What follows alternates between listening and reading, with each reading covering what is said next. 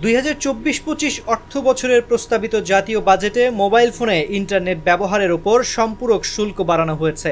এতে গ্রাহকদের ইন্টারনেট ব্যবহারের খরচ আরও বাড়ছে। বাড়তি কর বৃহস্পতিবার বিকেল থেকেই কার্যকর হবে।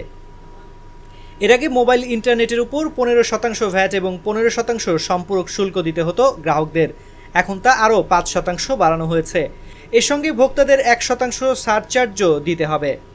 নতুন করে সম্পূরক শুল্ক 5% বাড়ানোয় একজন গ্রাহককে এখন 100 টাকার ইন্টারনেট প্যাকেজে ভ্যাট ও সম্পূরক শুল্ক বাবদ 30 টাকা 65 পয়সা করে দিতে হবে। বাকি 69 টাকা 35 পয়সার ইন্টারনেট ব্যবহার করতে পারবেন তিনি। আগে 100 টাকার ইন্টারনেট প্যাকেজ কিনলে ভ্যাট ও সম্পূরক শুল্ক কাটা হতো 27 টাকা। বাকি 73 টাকার ইন্টারনেট ব্যবহার করতে পারতেন গ্রাহকরা। দেশে বর্তমানে 19 কোটি সিম কার্ড গ্রাহক রয়েছেন। তাদের মধ্যে মোবাইল ফোনে ইন্টারনেট ব্যবহার করেন প্রায় 13 কোটি। এদিকে প্রস্তাবিত বাজেট ঘোষণার পরপরই নতুন শুল্ক কার্যকর করেছে বাংলাদেশের মোবাইল ফোন অপারেটর কোম্পানিগুলো। গ্রাহক সংখ্যার প্রবৃদ্ধিতে ছেদ পড়েছে।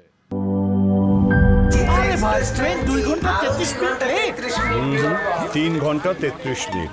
শোনেন, আপনি একটা ডিস্টার্ব। আরো 4 ঘন্টা 33 মিনিট। আরো 4 ঘন্টা, এটা কোনো কথা?